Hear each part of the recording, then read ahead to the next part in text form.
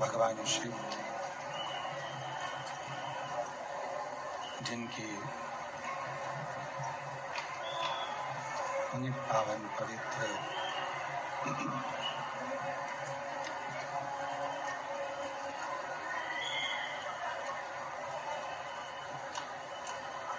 शिव महापुराण की कथा बाबा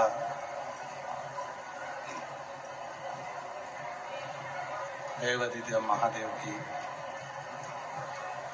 पवित्र पावन भूमि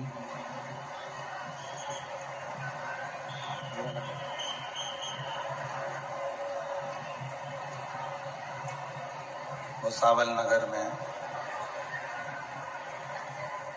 भगवान शिव की कृपा से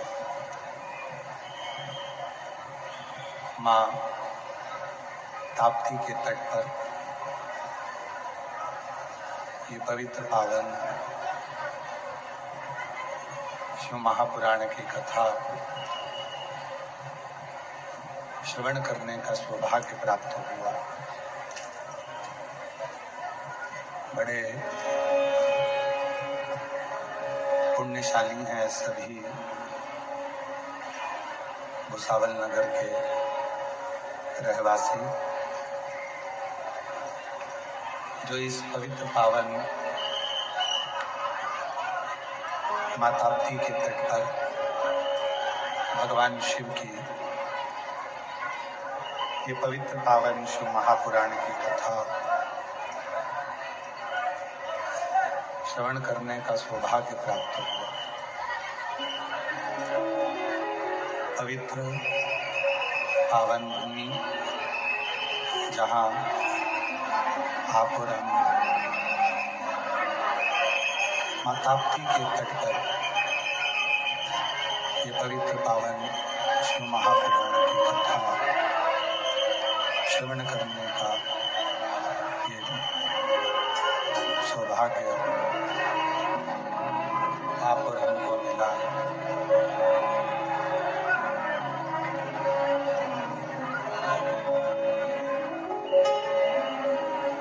कथा मंडप में विराजमान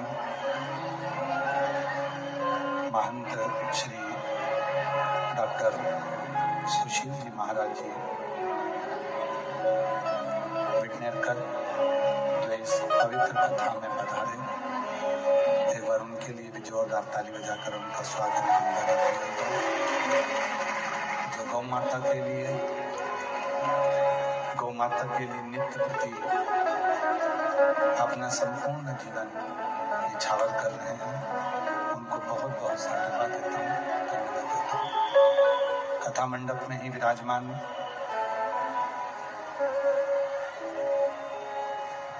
शिव बिंदु को जनमानस तक एक बिंदु के रूप में प्रकाशित करने वाली ब्रह्म कुमारी आश्रम की बहनें, एक बार उनके लिए भी जोरदार ताली बजाकर साधुवाद, जो शिव तत्व को जनमानस तक जोड़ने का कार्य कर रही है। कथा के मुख्य यजमान श्री रतन धोड़ू भोई जी, श्रीमती पुष्पा रतन भोई जी, श्री विजय रतन भोई जी, श्रीमती मिटना विजय भोई जी, श्री अजय रतन भोई जी, श्रीमती शीतल अजय भोई जी। मैं विजय जी को, अजय जी को, उनकी धर्मपत्नियों को बहुत बहुत साधुवाद देता हूँ, जो इस पवित्र पावन कथा का दिव्य आयोजन कराकर संपूर्ण भुसावल क्षेत्र वासियों को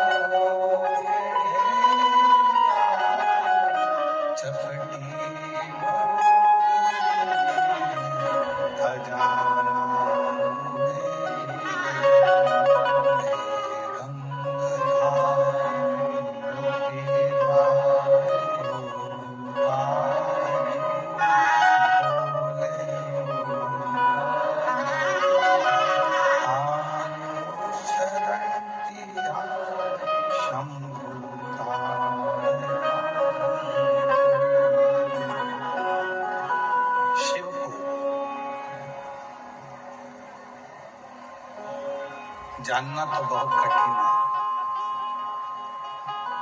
पर ये शिव महापुराण की कथा शिव को महसूस करने के लिए आप और हम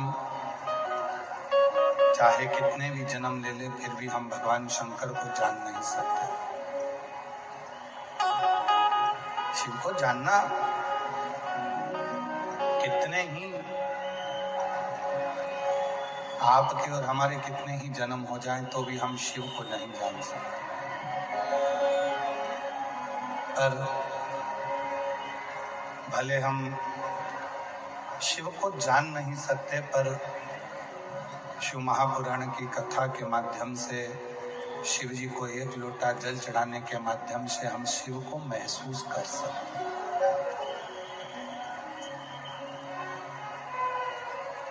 शंकर की कृपा क्या है, शिव की दया क्या है, शिव की करुणा क्या है? आवाज बढ़ाओ उधर की। शिव करुणा सागर, शिव दया सागर, शिव कृपा सागर। कृपा कैसे कर?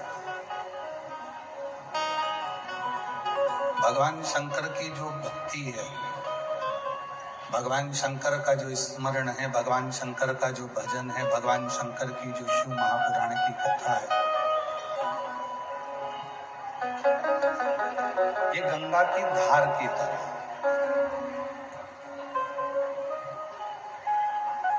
शिव महापुराण की कौमार खंड में लिखा है, यदि हम किसी तीर्थ में भ्रमण नहीं कर सकते, शिव महापुराण का कौमार खंड कहता है, मान लो किसी तीर्थ में हम परिक्रमा नहीं कर सकते, किसी तीर्थ की हम परिक्रमा नहीं लगा सकते, मान लो किसी तीर्थ में हम जाकर वहां का भ्रमण नहीं कर सकते, तो शिव महापुराण का कौमार खंड कहता है, जब हम किसी तीर्थ की परिक्रमा नहीं कर सकते, किसी तीर्थ में जाकर भ्रमण नहीं कर सकते, किसी तीर्थ में या किसी गंगा के तट पर, यमुना के तट पर, सरयू के तट पर हम नहीं जा सकते या वहां की परिक्रमा नहीं कर सकते, तो शिव महापुराण का कौमार खंड कहता है कि तीन के साथ थोड़ा थोड़ा चला कर, यदि हम इन तीन के साथ 4 कदम भी चलते हैं तो हमको तीर्थ का फल मिलता है। कौन तीन बताए? तो शिव महापुराण के कौमार खंड में कहा, एक माता, दूसरा पिता और तीसरा सदगुरु। कोई शिव का भक्त मिल जाए तो उसके साथ 4 कदम चलते हैं तो तीर्थ का फल मिलता है। अपनी माता के साथ में 2-4 कदम चलते हैं तो तीर्थ का फल मिल जाता। अपने पिता के साथ में 2-4 कदम चलते हैं तो तीर्थ का फल मिल जाता। कोई शिव गुरु मिल जाए, कोई शंकर का उपासक मिल जाए, कोई शिव भक्त मिल जाए, उसके साथ भी हम अगर 3-4 कदम चलते हैं तो तीर्थ का फल मिल जाता। ये शिव महापुराण के कौमार खंड में 3 नाम बता। अब इसमें एक नाम हम अपनी तरफ से जोड़ रहे हैं, एक नाम हम अपनी तरफ से जोड़ रहे हैं कि गौ माता के साथ भी अगर 4 कदम चलते हो तो तीर्थ का फल प्राप्त होगा। गौ माता के साथ तो माता, पिता, शिव गुरु, कोई भगवान शंकर का परम भक्त या आपका कोई सच्चा गुरु मिले जीवन में, उसके साथ या गौ माता के साथ हम जितने कदम चलते हैं, जितने कदम चल रहे हैं, उतने तीर्थों का फल हमारे खाते में लिखा था।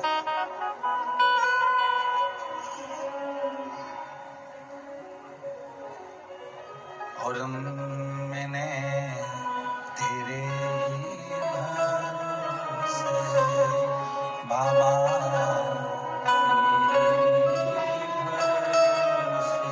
हवा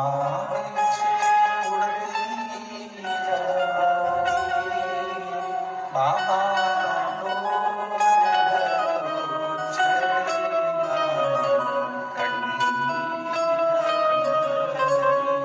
भोले में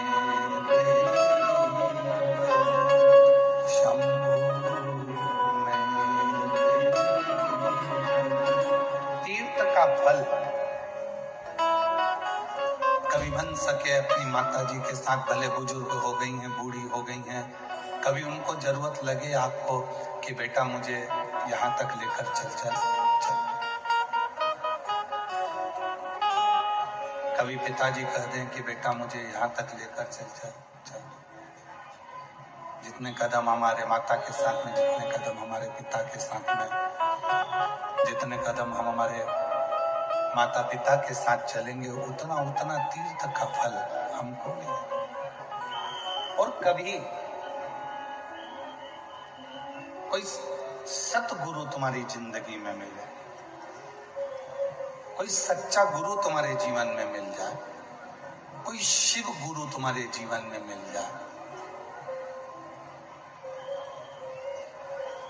शिव गुरु का मतलब क्या होता है?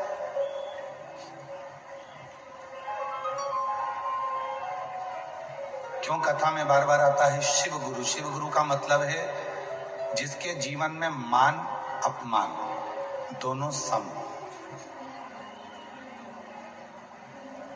मान और अपमान दोनों सम। सम्मान दो तो ठीक, अपमान करो तो ठीक, तुम्हारी मर्जी हो जो बोलो। आग लगे बस्ती में अपन रहो बस्ती। ना उसे सम्मान की जरूरत है ना उसे अपमान की। वो अपनी समता में जीवा, अपनी समता।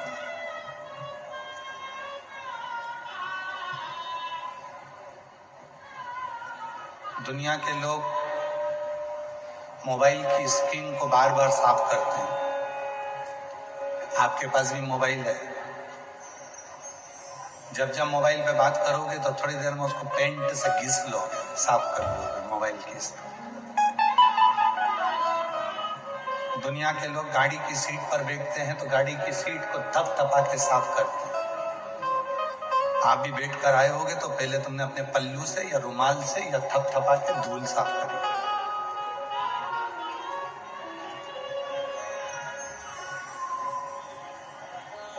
ये जितने कैमरे वाले हैं फोटो खींच रहे हैं या आप अपने मोबाइल से फोटो खींचते हो तो पहले उसका कैमरा धीरे से एक बार हाथ फेर कर या रुमाल फेर कर साफ करते हो।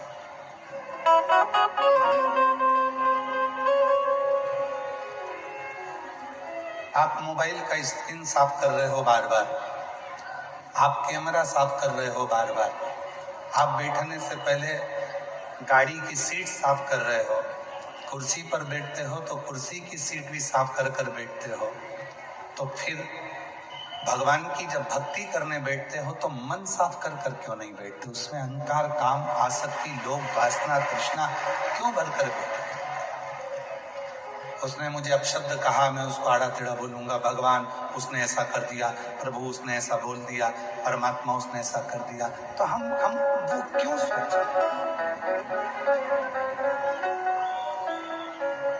हम वो क्यों विचारते?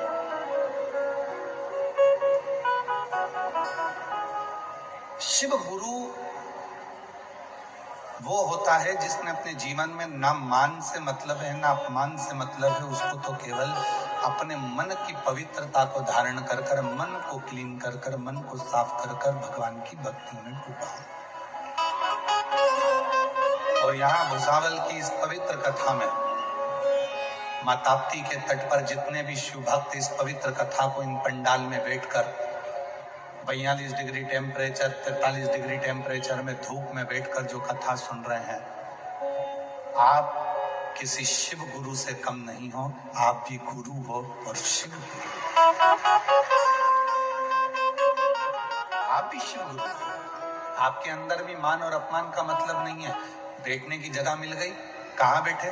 कोई ने पूछा क्यों तू कथा में गई थी तो कहाँ बैठी थी? मैंने तुझे देखा था, बिल्कुल पीछे बैठी थी। तेरी तो इतनी पहचान है, तू आगे जाके क्यों नहीं बैठी? उसने कहा कथा तो सुनना है ना, भोलेनाथ जी की सियोर वाला गुरु जी को सुनने गई थी। मैं तो शिव पुराण सुनकर आ गई, अब मुझे आगे से मतलब ना पीछे से मतलब ये शिव गुरु का भाव आ गया, उसमें शिव गुरु तत्व।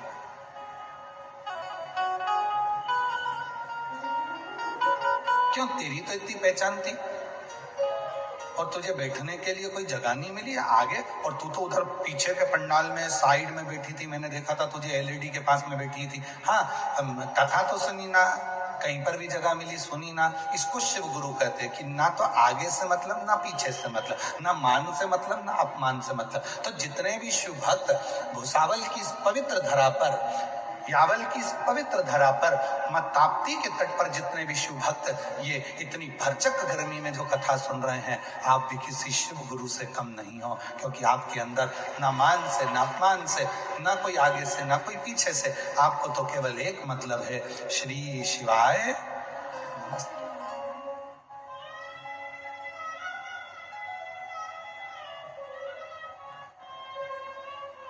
आपको किसी से मतलब नहीं, आपको केवल एक मतलब है, श्री शिवाय नमस्तुभ्यं, श्री शिवाय नमस्तुभ्यं, श्री शिवाय नमस्तुभ्यं, श्री शिवाय नमस्तुभ्यं। कोई मतलब नहीं है, जहां जगह मिले वहां बैठकर भजन करना।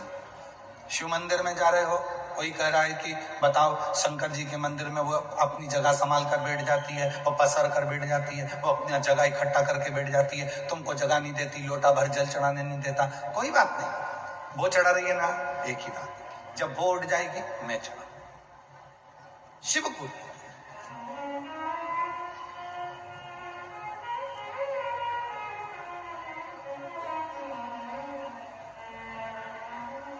जिसने शिव बाबा से, जिसने शिव गुरु से उसके तत्व को ग्रहण कर लिया, वही शंकर का सच्चा भक्त है, वही सच्चा। और जो ग्रहण ही नहीं करा,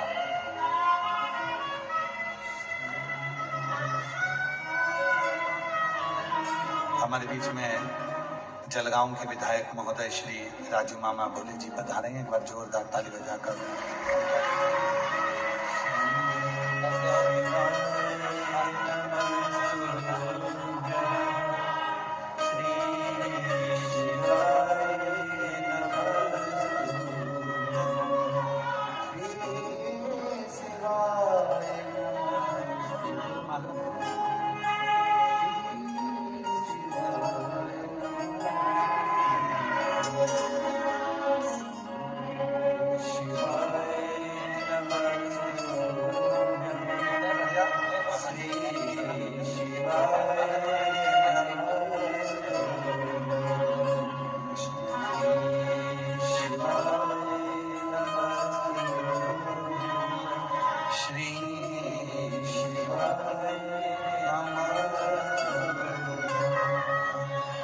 शिव गुरु से हमको कुछ सीखना, शिव गुरु से हमको कुछ ग्रहण करना, और वो शिव बाबा, वो शिव गुरु हमको क्या सिखा सकते हैं? हमको यही सिखा,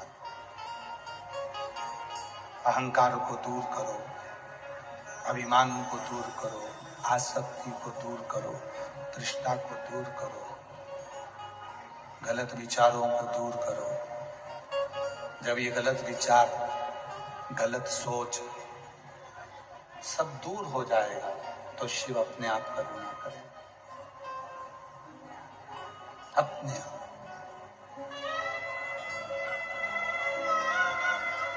ये संत, ये साधु, ये सन्यासी, ये तपस्वी, साधक, उपासक क्या सिखाते हैं?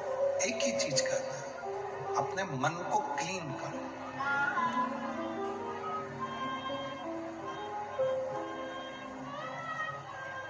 महाराष्ट्र के जितने भी संत हुए, महाराष्ट्र की भूमि के जितने भी संत हुए, ग्रस्त घर में रहकर भगवान को कैसे प्राप्त कर सकते हैं, यह महाराष्ट्र के संतों ने सिखाया है। महाराष्ट्र के संतों ने सिखाया है कि घर में रहकर भगवान को कैसे प्राप्त कर सकते हैं, परिवार में रहकर भगवान को कैसे प्राप्त कर सकते हैं। घर नहीं छोड़ना, परिवार नहीं छोड़ना।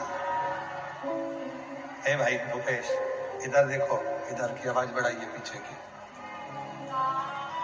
घर परिवार कुटुंब कबीला नहीं छोड़ना, सबके साथ में रहकर सबके साथ में रहो और भगवान की अविरल भक्ति को धारण करो सबके साथ। कभी कभी लोग कहते हैं, क्यों गुरुजी तुमने नया मंत्र निकाल दिया, श्री शिवाय नमस्तुभ्यम। हम उन बहन भाई से कहते हैं कि हमने इस मंत्र को नहीं निकाला। ये शिव महापुराण में विद्येश्वर संहिता में छुपा हुआ मंत्र था, जिसको मेरे भोले बाबा ने प्रकट कर दिया है। इसको हमने नहीं निकाला। आज का जो जमाना है, इस कली काल में ओटीपी का जमाना है। बैंक में अगर खाता खुलाना है तो एक ओटीपी आएगा, पैसे निकालना है तो एक ओटीपी आएगा, रजिस्ट्री कराना है जमीन की तो ओटीपी आएगा, कोई टैक्स का काम करना है तो ओटीपी आएगा, कोई टैक्स का काम करना है तो ओटीपी आएगा, कोई दूसरा कोई काम करना है तो ओटीपी आएगा।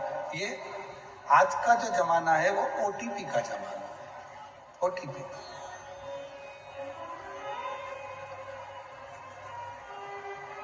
आज जितना भी जमाना चल रहा है ये सब ओटीपी का।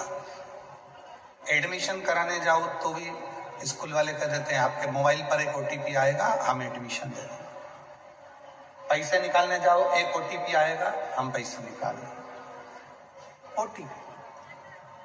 तो जैसे कलिकाल में, कलयुग में ओटीपी आया है और उस ओटीपी से तुम्हारा एडमिशन हो रहा है, उस ओटीपी से तुम्हारा पैसा जमा हो रहा है, उस ओटीपी से तुम्हारा पैसा जमा हो रहा है, उस ओटीपी से तुम्हारा खाता खुल रहा है, उस ओटीपी से सब कुछ तुम्हें प्राप्त हो रहा है। उसी तरह ये श्री शिवाय नमस्तुभ्यम ये मंत्र नहीं है, ये शंकर जी का ओटीपी है, जिससे आप शिव के हो। शंकर ये वो मंत्र, ये वो साधना। ओम नमः शिवाय बोलिए, ब्रह्मांड के रचयिता भगवान शिव को नमस्कार है। नमः शिवाय बोलिए, शिव जी को नमस्कार है, प्रणाम। श्री शिवाय नमस्तुभ्यम बोलिए, शिव को नमस्कार प्रणाम। ये वो ओटीपी है।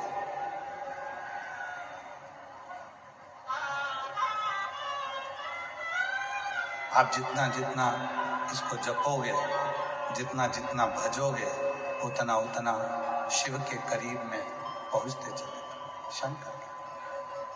और शिव को पाने का सुंदर तरीका ही है ये।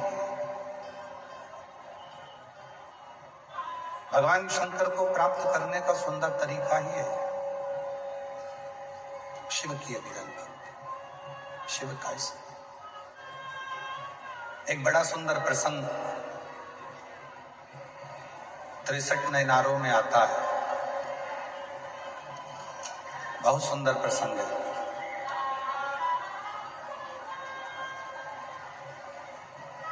शिव जी के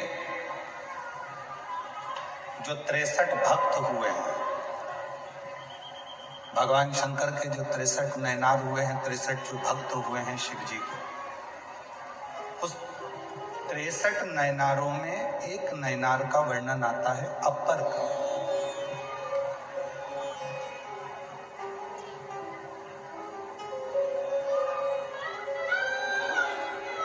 शिव जी के 63 शिव भक्तों में से 63 शिव भक्तों में से एक शिव भक्त है अपर, जिनका नाम है अपर। तमिलनाडु प्रदेश के रहने वाले हैं और इनका जो बचपन था वो शिव की भक्ति में निकला। इनकी एक बहन है तिलकावती। भाई का नाम है अपर और बहन का नाम है तिलकावती। दो भाई बहन हैं, अपर और तिलकावती।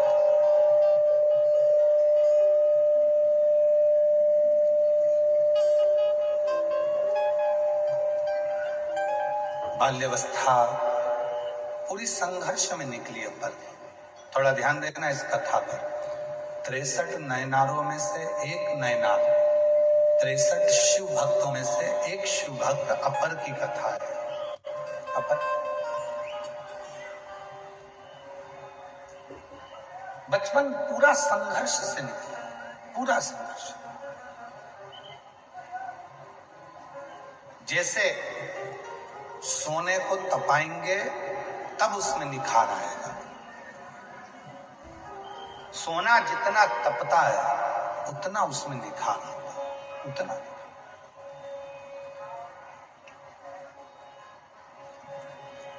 चांदी के बिस्कुट की कीमत कम है और चांदी की पायल की कीमत, चांदी के जेवर की कीमत ज्यादा है। सोने के बिस्कुट की कीमत कम है और सोने के जेवर की कीमत ज्यादा।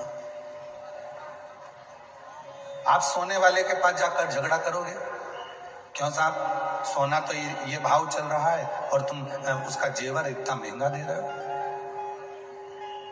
चांदी तो ये भाव चल रही है और चांदी का जेवर, हमने चांदी की पायल बनवाई, चांदी की बिछुड़ी बनवाई, तुमने इतनी महंगी दी। हमने चांदी का कड़ा बनवाया, तुमने इतना महंगा दिया। बिस्कुट की कीमत कम, जेवर की कीमत ज्यादा। और ये आप भी जानते हो। तुम्हारे लड़के की शादी करो और लड़के की शादी में हमारे उधर का एक नियम है कि बहू के चढ़ावे में जेवर दिया जाता है। इधर का नहीं मालूम हमको, भूसावल का इधर देते हैं क्या? अरे जम के तो बोलो।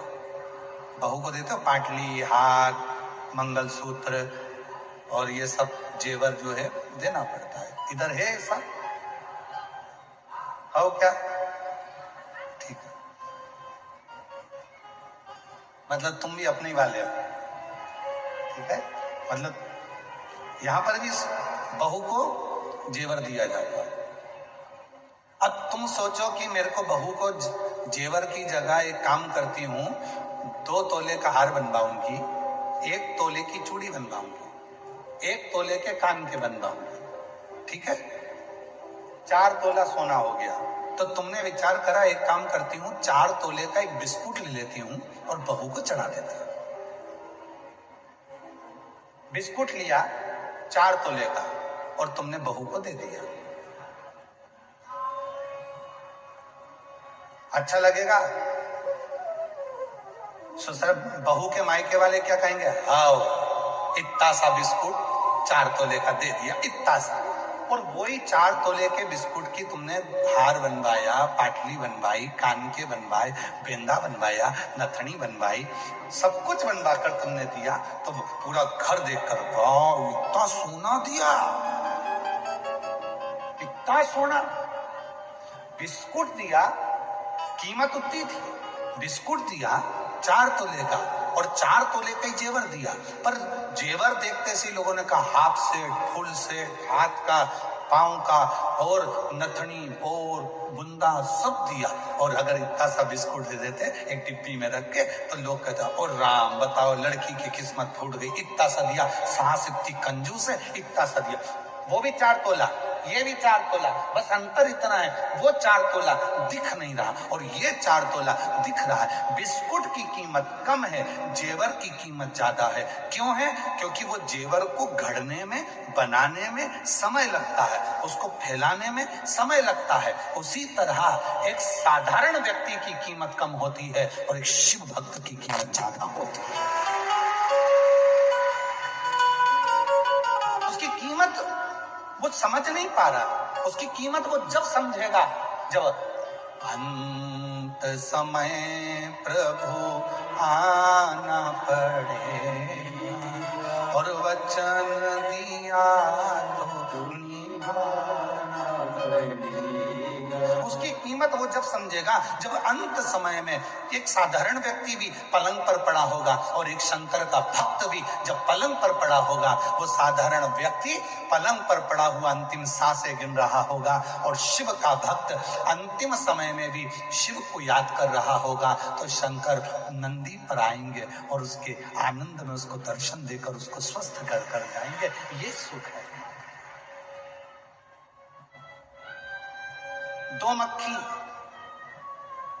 और दोनों मक्खी तुमने देखी है, ऐसा नहीं है कि भुसावल वालों ने मक्खी नहीं देखी। एक मक्खी तुम जहां बैठे हो वहां भी घूम रही होगी भिन भिन भिन करके वो मक्खी, और एक मक्खी मधुमक्खी। मक्खी दोनों है, दोनों की एक ही जाति है, दोनों एक ही प्रजाति के हैं, वो भी मक्खी ये भी मक्खी। मधुमक्खी उड़कर आती है, फूल ढूंढती है, मधुमक्खी फूल का रस ढूंढ रही है, और एक ये साधारण मक्खी गंदगी ढूंढ रही है।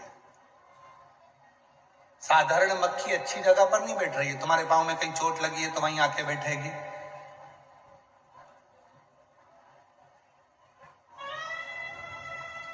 कहीं आंख में कीचड़ जमा होगा तो मक्खी वहीं आकर बैठेगी।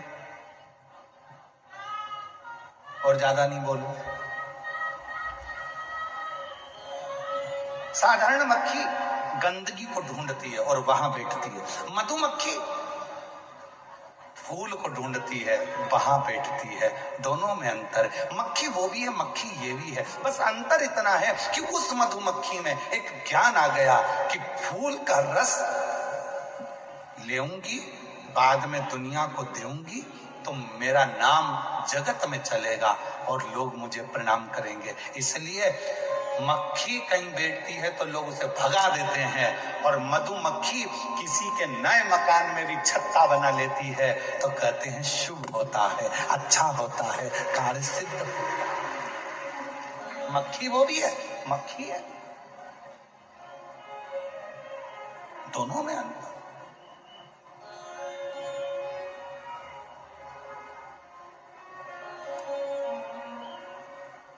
जैसे मधुमक्खी दो तरह की होती है, इंसान भी दो तरह का होता है।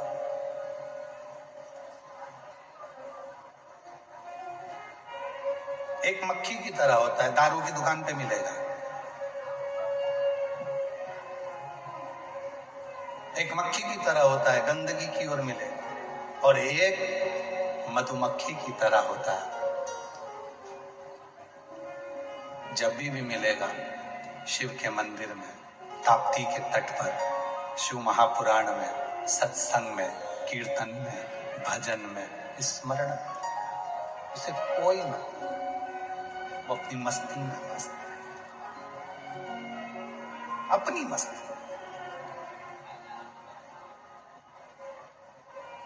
शिव जी के 63 नयनारों में एक नयनार है अपर, जिसकी बहन का नाम है तिलकावती। अपर बाल्य अवस्था में उसको बड़ा कष्ट रहा, बहुत बहुत परीक्षा पर, बहुत। और संसार सागर में अगर जन्म लिया है तो परीक्षा देना ही पड़ेगा। लोग कहते हैं कि बेटा पढ़ाई कर लो, कम से कम 12वीं तक तो परीक्षा दे लो, कॉलेज तक परीक्षा दे लो। लोग भले कहते हो कि परीक्षा, जिस दिन माँ के गर्भ से तुम्हारा जन्म होता है उस दिन से मरते हो तब तक तुम्हारी परीक्षा होती है। रोज एग्जाम देना है, रोज रिजल्ट आए, रोज एग्जाम रोज रिजल्ट। जन्म लिए उस दिन से परीक्षा चालू हो गई। आंख खोलते से, गोदी में लेते से बोले कौन है, तेरे पप्पा, कौन है, आई। अभी तो पैदा ही हुआ है, परीक्षा ले रहे हैं, बोल कौन है। इतने में उसने एक लात दी खींच के, चुप, अभी तो पैदा ही हुआ हूं, परीक्षा चालू कर दी अभी से। ये कौन है, वो कौन है। दुनिया बड़ी विचित्र है, जिंदा हो तो कोई नहीं पूछेगा कि पापा कैसे हो, कि आई कैसे हो, कि मम्मी कैसे हो। और जैसे ही तुम्हारे प्राण निकल गए और तुम जमीन पे चद्दर ओढ़ के पड़े हो, रिश्तेदार आ गए, जी जी एक बार तो बोल दे, एक बार तो बोल दे, बेन बोल तो सरी। इतने बहू बोल रही मम्मी बोलो तो, बोलो तो। मम्मी ऊपर चढ़ी आसमान में बोल रही, बोलती थी तो बुरा लगता था, अब तो रात को आके बोलूंगी तो रुक, तो रुक।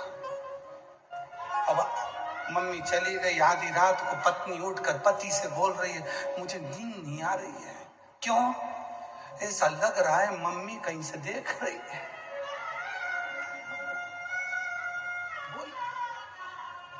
जिंदा थे कोई नहीं बोलेगा कि तुम बोलो, जिंदा थे कोई नहीं पूछेगा तुम क्या हो, जिंदा थे कोई तुम्हारे पास में आकर नहीं बैठेगा बात करने के लिए, जिंदा थे कोई तुमसे बात करने की फुर्सत नहीं है, और मरने के बाद तुम्हें जगह जगह कर पूछेंगे। एक बार तो बोल दो पिताजी, एक बार तो बोल दो भैया, एक बार तो बोलो भाभी जी, कितना प्रेम करती थी भाभी जी, मुंह से तो बोलो भाभी, मुंह से तो बोलो। अब भाभी तो चढ़ी गई ऊपर, काय का बोले।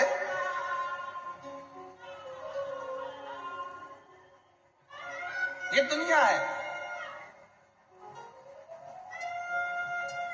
पैदा हो गए उस दिन से परीक्षा चालू है, और केवल तुम्हारी परीक्षा नहीं, भगवान श्री राम जी की भी परीक्षा हुई। जन्म लेते से माता कौशल्या जी ने कहा, माता पुनि बोली सोमती डोली, तजौ तात यह रूपा, की जय शिशु लीला, अति प्रिय शीला, यह सुख परम अनूपा, सुनि वचन सुजाना, रोदन ठाना, होई बालक सुर भूपा। परीक्षा चालू।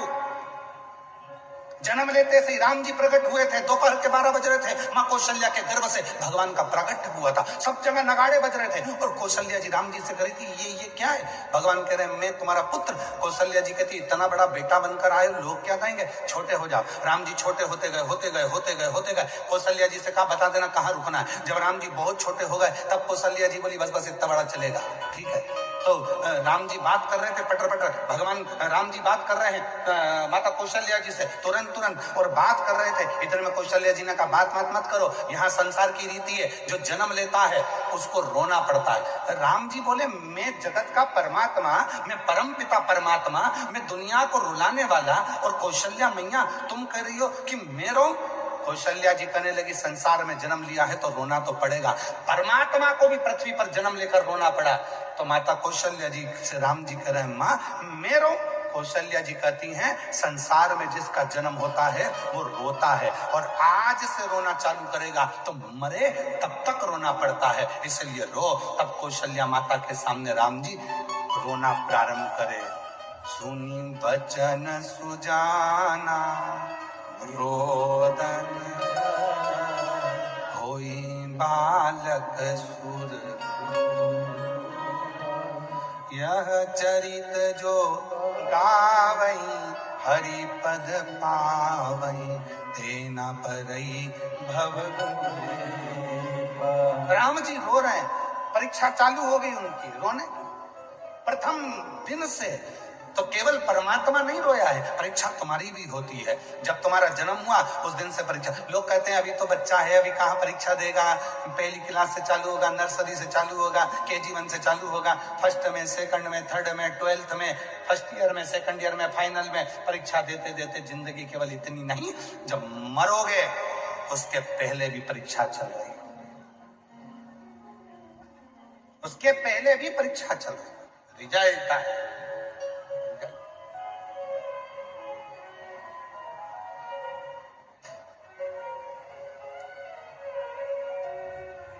तीन तरह के रिजल्ट हैं, पास हो जाओ, फेल हो जाओ, या सप्लीमेंट्री। एक आध सब्जेक्ट रुक गया फिर क्लियर करो। उसी तरह से तीन तरह, पास मतलब बेकुंठ, अब जन्म नहीं होना है, पुनरपि जननम पुनरपि मरणम के प्रपंच छूट गए। फेल मतलब वापिस नरक में आओगे, फिर 84 लाख योनियां काटो, फिर वापिस मनुष्य की।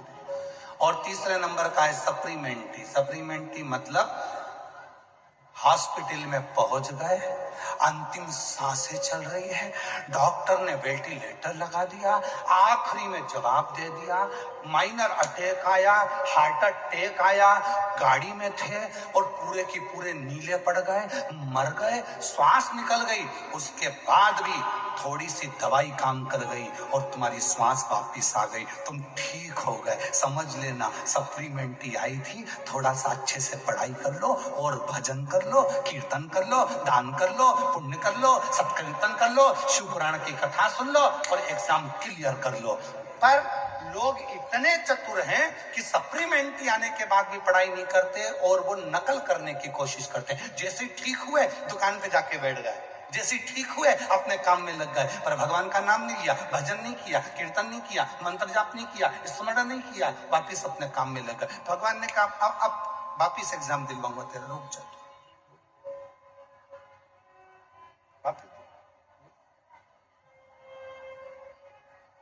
क्लियर नहीं हो रहा है।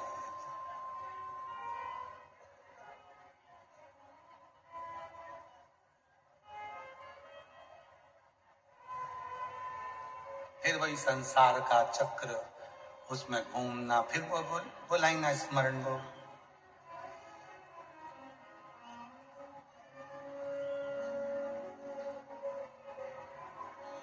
वो आप लोग बोलते हो ना, वो कौन सी एक लाइन है वो, है निकलेश, सास गाली दे, ऐसा ही है ना, पर ऐसा नहीं है वो, तुम्हें समझने की जरूरत। सास गाली देवे तो दिल पे नहीं लेवे, क्यों लो दिल पे, वो गाली दे रही है, देने दो, वो दे रही है ना, देन दो ना, तुम्हें क्या करना, तुम जवाब मत दो ना। संसार सागर में अगर वापिस आए हो, संसार सागर में ये जन्म मिला है, तो क्यों अपन दिल पे, क्यों विचार करना, क्यों अपने मन में, क्यों?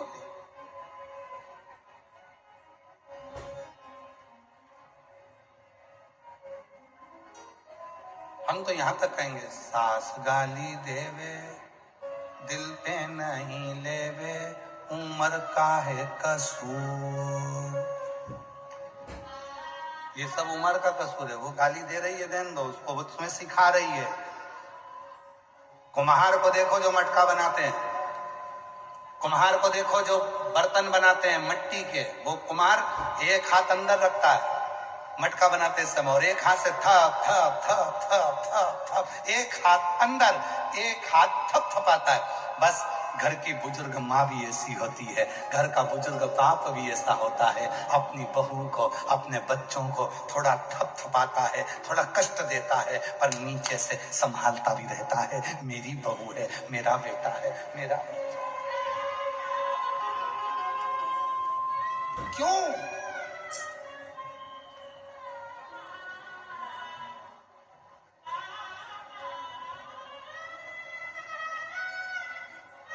और महादेव नमन चरणों में स्वीकार कीजिए, सबका किया है मेरा भी उद्धार कीजिए, उद्धार कीजिए।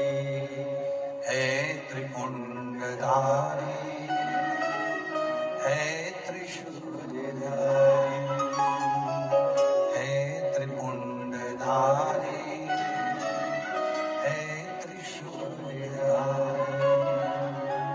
चरणों में तेरे बाबा जी पावन है चारों धाम, चरणों में तेरे बाबा जी पावन है चारों धाम, तेरी देव करते वंदना पूजे सीताराम, तेरी देव करते वंदना पूजे सीताराम, हो जाए पूरी कामना, हो जाए पूरी कामना, उपकार कीजिए, सबका किया है मेरा भी उद्धार कीजिए, उद्धार कीजिए। हे त्रिशूलधारी, हे त्रिशूलधारी, हे त्रिशूलधारी,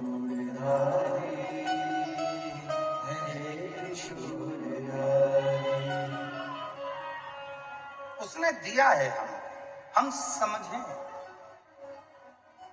शिव के 63 नयनारों में 63 नयनारों में एक नयनार है अपर, और अपर की बहन है तिलकावती। अपर की बहन तिलकावती 63 नयनारों में से एक नयनार।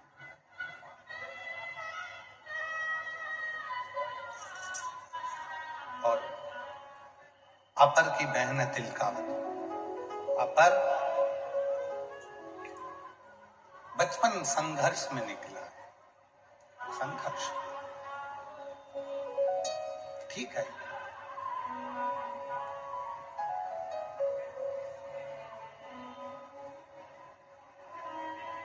संघर्ष होना चाहिए।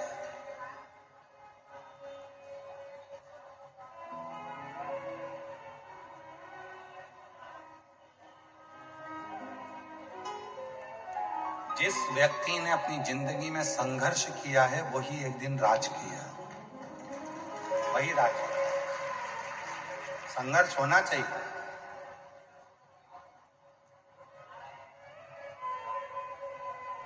किसी डॉक्टर के पास जाकर पूछना, छोटा सा बच्चा 2-3 साल का, उसको कालीन पर रखो, डंलप के गद्दे पर रखो, मखमल के कपड़े पहनाओ, खूब सुंदर सुंदर श्रृंगार करो, वो बच्चा बार बार बीमार पड़ता रहेगा। डॉक्टर कहते हैं कि इसको थोड़ा मिट्टी में खेलने दो।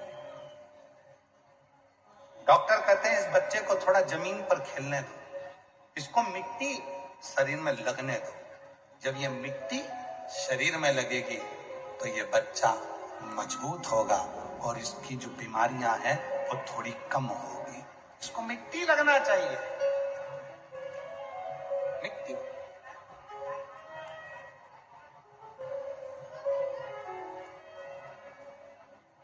और आज के जमाने में अगर बच्चे को थोड़ी सी मिट्टी लग जाए, थोड़ा सा दादी ने काम बता दिया, थोड़ा सा कह दिया, जा बेटा जे सामान लिया, तो माँ का मुंह फूल जाता है। मेरे बेटे को ही बोलती हो काम के लिए, उसकी उम्र है इतनी सी, वो जाएगा सामान लेने के लिए, तुम्हारा नौकर लगा है क्या? वो बच्चे को दादी काम बता रही है, वो बार बार जाना आना करेगा, उसके स्वास्थ्य के लिए लाता है। भारत के एक संत घूमने के लिए विदेश गए, तो विदेश में 2 हॉस्पिटल बने थे। एक हॉस्पिटल बना था नॉर्मल डिलीवरी होती है, दूसरा हॉस्पिटल बना था ऑपरेशन से डिलीवरी होती है। बच्चा होता है नॉर्मल, दूसरा था ऑपरेशन से बच्चा होता है। संत ने जाकर ऑपरेशन वाले हॉस्पिटल में पूछा कि यहाँ ऑपरेशन से बच्चा होता है और तुम्हारे सामने बना हुआ हॉस्पिटल है उसमें नॉर्मल डिलीवरी होती है, नॉर्मल बच्चा होता है, इसका दोनों का अंतर क्या है? तो कहा जहां ऑपरेशन से बच्चा होता है उसकी फीस 1.5 लाख रुपए, ठीक है। जहां नॉर्मल डिलीवरी होती है उसकी फीस 3.5 लाख रुपए। तो उसने कहा ऑपरेशन से डिलीवरी में 1.5 लाख और नॉर्मल डिलीवरी में 3.5 लाख, ऐसा कैसे?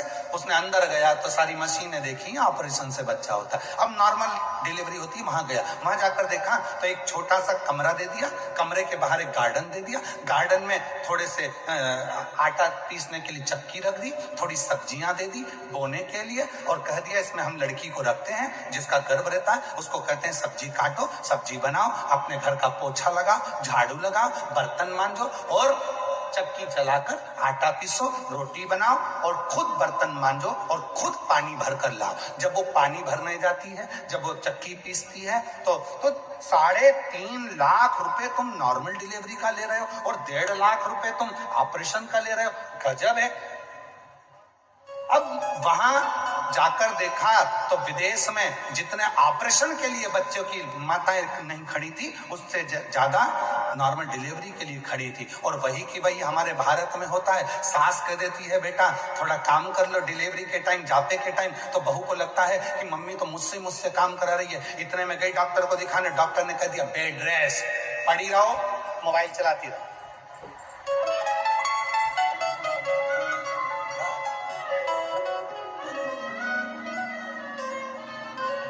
अब वो दिन भर mobile, bed rest, mobile, bed rest, mobile, bed rest, mobile.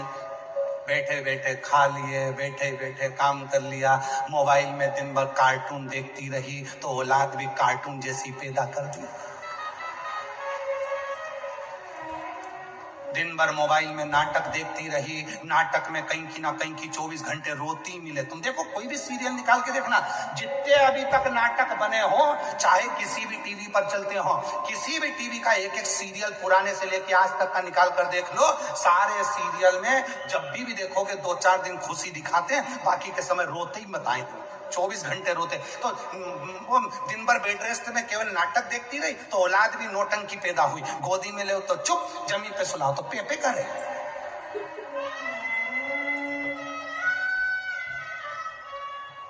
फिर सास को गुस्सा आ जाता और आखिरी में सास गुस्से में कह देती, भैया हमारे भी 3-3 4-4 थे बहू, तूने गजब की औलाद पैदा करी, धन्य करी।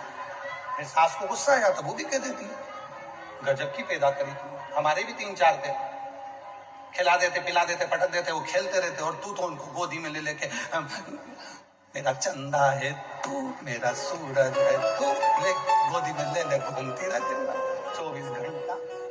फिर तो गुस्सा तो आए, सास को भी गुस्सा आ जाए, अच्छी औलाद पैदा करी भगवान। और वो औलाद भी ऐसी, पहले के बच्चे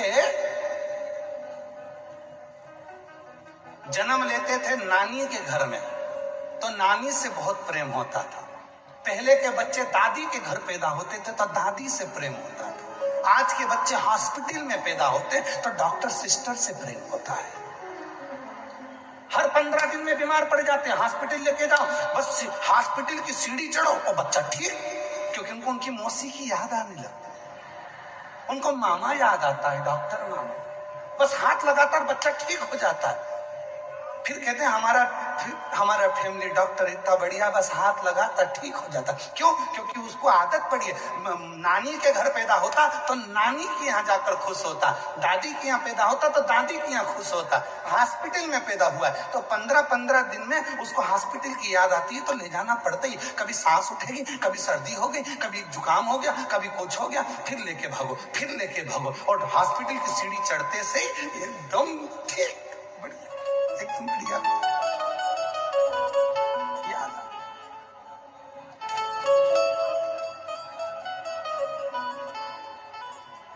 ये संसार। अरे भाई कष्ट आया है, लोग कहते हैं भगवान तुमने हमको इतनी समस्या दे दी, भगवान मुझे इतना दुख दे दिया, भगवान इतना दुख दे दिया। एक दिन शंकर जी आए, शंकर जी ने कहा रुक जा, तू हमेशा कहता है मेरी समस्या बहुत बड़ी है, मेरा दुख बहुत बड़ा है। शंकर जी ने कहा जितने भी आएंगे सब अपनी अपनी समस्या लिखो, ऐसे कुड़कुड़ा के पटक दो, और सबको लगता है कि मेरी समस्या बड़ी है, इसकी समस्या कम है, इसकी समस्या बड़ी है, इसकी समस्या कम है, तो सब अपनी अपनी समस्या लिख के पटको, और सब अपनी अपनी पटकने के बाद एक एक पर्ची उठा लो,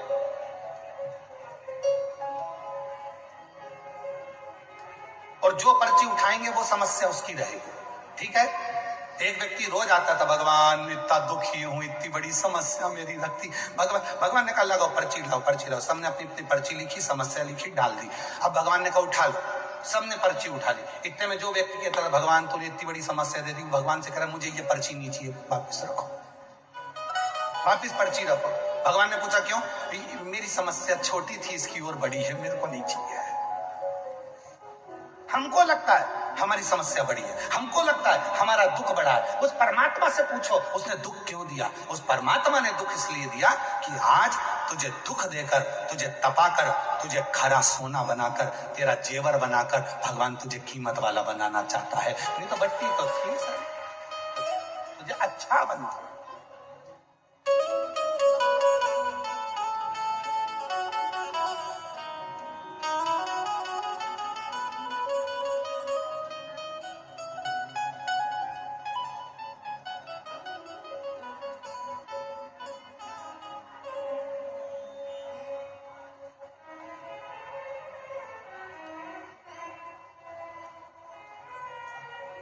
फूलों की कलियों में, काशी की गलियों में, फूलों की कलियों में, काशी की गलियों में, तेरे बिना कुछ कहीं ना,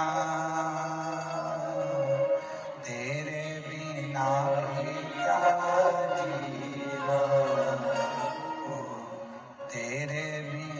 भी क्या जीना, ओ शंभु रे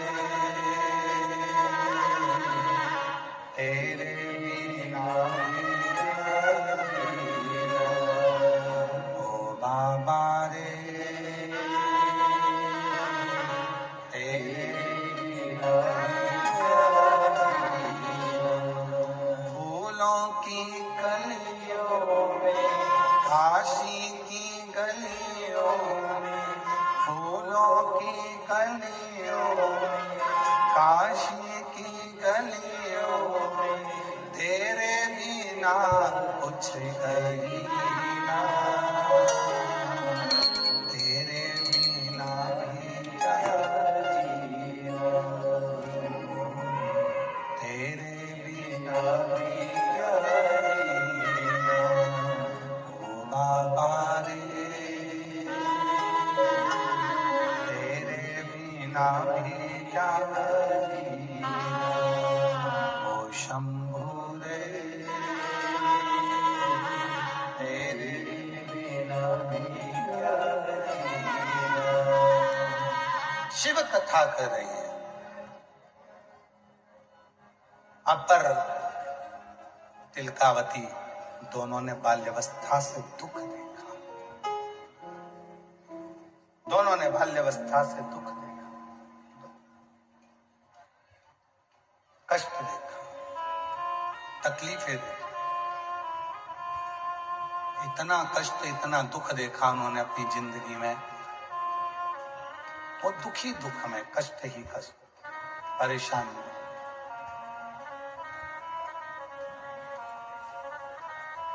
परेशानियों में, कष्ट में। अपर एक दिन अपने धर्म को छोड़कर दूसरे धर्म में चला, दूसरे अपना धर्म छोड़ दिया, दूसरे धर्म में चला। और शिव महापुराण की कथा कहती है रूखी रोटी खा लेना, प्यासे रह लेना, पर दूसरे धर्म में कभी प्रवेश मत करना। सनातन धर्म से बड़ा कोई धर्म नहीं, सनातन धर्म से बड़ा कोई धर्म नहीं। दूसरे धर्म में ना जाए। सबसे ज्यादा निवेदन करूंगा मैं मेरी बेटियों से, मेरी बेटियों से, मेरी बेटियों, एक दान होता है कन्यादान। जिस बाप की बेटी जन्म लेती है, जिस मां की कोख से बेटी ने जन्म लिया है, अगर वो माँ बाप अपनी बेटी का कन्यादान नहीं कर पाते हैं तो उस माँ बाप को कीड़े का जन्म मिलता है, पेड़ का जन्म मिलता है और लोग उस पर पत्थर मारते हैं। 20 लाख योनियां हैं वृक्ष की, और 20 लाख योनियां लेना पड़ता है एक बेटी के माँ बाप को, अगर वो बेटी का कन्यादान ना कर पाए तो। इसलिए मेरा बेटियों से निवेदन है, लोग कहते हैं बेटा माँ बाप को स्वर्ग भेजता, ना ना ना ना। जिस घर में बेटी का जन्म होता है, माँ बाप अपनी बेटी को पढ़ाते हैं, लिखाते हैं, अच्छे कॉलेज भेजते हैं, अच्छे कपड़े दिलाते हैं, खूब अच्छे से उसको रखते हैं। मेरा बेटी से निवेदन है, खूब अच्छे कॉलेज में पढ़ो, स्कूल में पढ़ो, खूब अच्छी एजुकेशन करो। तुम्हारे कितने भी दोस्त, कितनी भी सहेलियां हों, पर याद रखना कितने भी दोस्त बन जाए और कोई शादी के लिए कितना भी प्रेशर दे, उससे कह देना मैं अपना सनातन धर्म छोड़कर दूसरे धर्म में शादी नहीं कर सकती। कह देना मैं अपना सनातन धर्म छोड़कर दूसरे धर्म में शादी नहीं करूंगी। मुझे मेरे माँ बाप से कन्यादान कराना है, मैं बेटी हूं उसकी, उसने मुझे दूध पिलाया है, पाला है, मैं अपने दूध के कर्ज को भुला नहीं सकती। अपने माँ बाप से कन्यादान का मौका दो।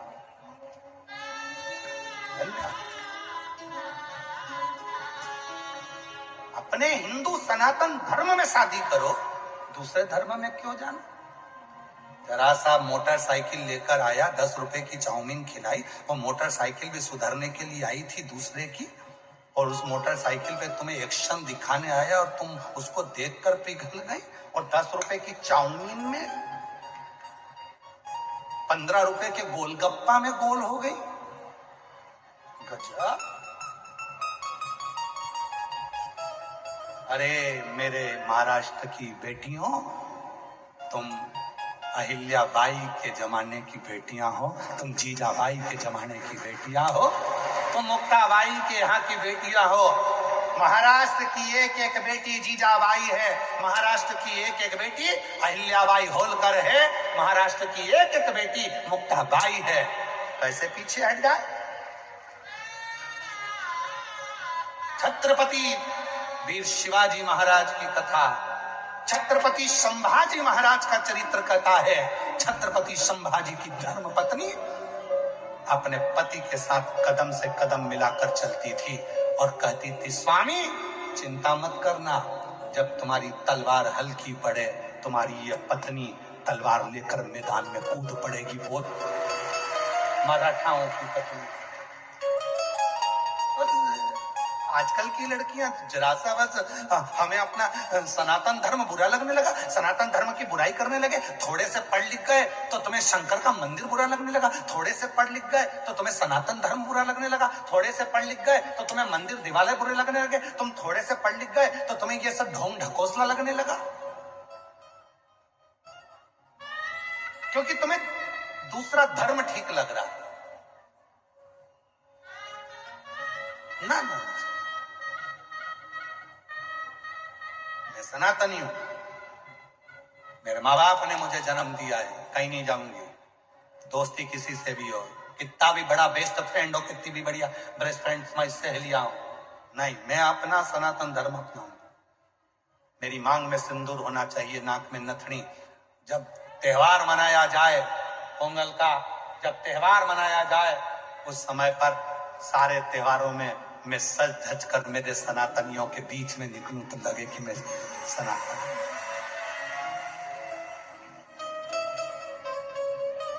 आगे कथा में आप सुनेंगे, अपर की कथा में बहन स्वयं तिलकावती ने, जब भाई अपर दूसरे धर्म में चला गया, अपर दूसरे धर्म में चला गया क्योंकि बहुत कष्ट झेल रहा था, तो दूसरे धर्म के लोगों ने कहा हमारे पास आ जाओ, हम तुमको खाना देंगे, हम तुमको ये देंगे, हम तुमको वो देंगे।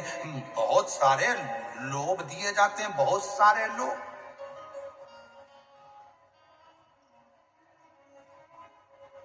बहुत लोग दिए जाते।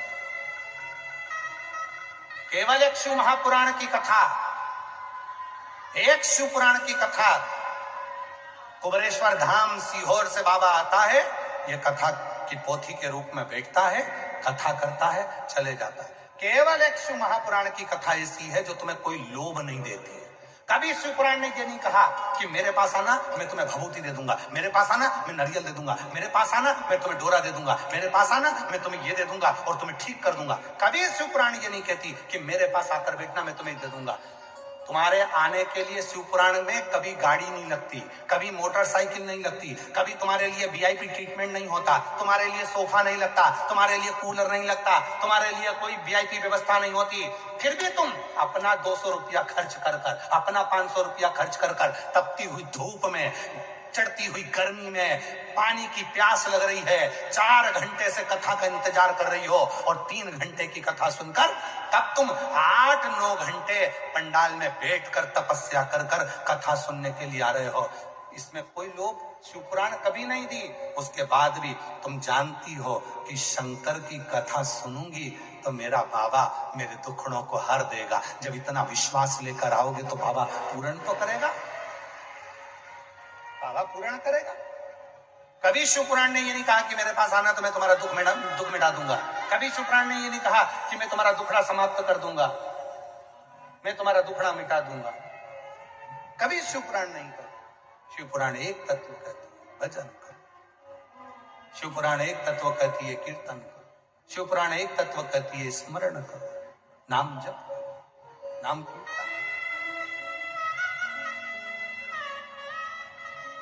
हमारे बीच में स्वामी नारायण पंथ से स्वामी जी महाराज पधारे। एक बार जोरदार ताली बजाकर उनका साधुवाद स्वागत करने। शिव पुराण कहती है भगवत भजन करो, शिव पुराण कहती है नाम कीर्तन करो। लोभ दिया जाता है, प्रलोभन दिया जाता है, लोभ दिया, हमारे धर्म में आ जाओ, हम तुम्हारे साथ में ऐसा करेंगे, हमारे धर्म में आओ, हम तुमको भोजन देंगे, हमारे धर्म में आओ, हम तुम्हें ऐसा ना, कोई संकल्प लो मेरी बेटी, हम दूसरे धर्म में ना जाओ। कितनी बेटियां बैठी हैं, जितनी लड़कियां बैठी हैं खड़ी हो जाएं, जिनकी शादी नहीं हुई है, सब खड़ी हो जाओ, हो जाओ खड़ी, संकोच नहीं करना। मां हिल्याबाई होलकर के उस महाराष्ट्र की पवित्र धरा से हो तुम लोग, जीजाबाई की धरा से हो तुम लोग, छत्रपति संभाजी महाराज की धरा से हो आप लोग, खड़ी हो जाओ। जितनी बेटियां हैं, और दोनों हाथ उठाकर आज संकल्प ले लो कि शादी करूंगी तो अपने माँ बाप की मर्जी से सनातन धर्म में करूंगी। उठाओ हाथ, दोनों हाथ उठाकर बोलो हर हर। बैठ जाओ, प्रणाम आपके चरणों में, नमन है मेरी तरफ से, आपके मामा की तरफ से और आपके भाई की तरफ से आपको प्रणाम करता हूं, नमन करता हूं।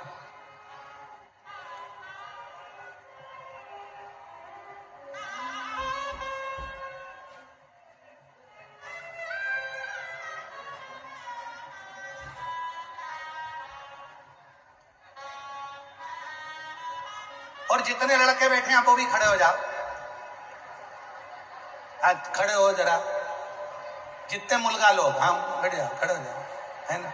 अब मुलगी गई ना, मुलगा खड़े हो जाओ, खड़े हो जाओ सारे के सारे, जिनकी शादी नहीं, खड़े हो, हाँ हो जाओ।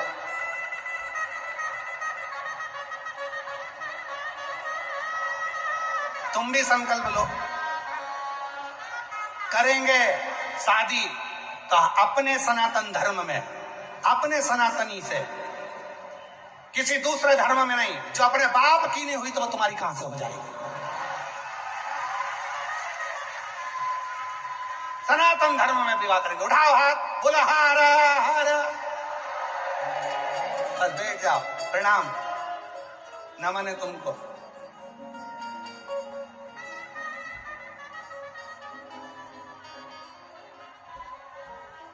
और देख लिया संसार हमने, सब मतलब के यार हमने, झूठे नाते झूठे रिश्ते, झूठे नाते झूठे रिश्ते, हर झूठा है संसार हमने देख लिया, सब मतलब के यार हमने देख लिया। तेरे डमरू की धुन सुन के मैं काशी नगरी आई हूँ, तेरे डमरू की धुन सुन के मैं काशी नगरी आई हूँ, तेरे डमरू की धुन सुन के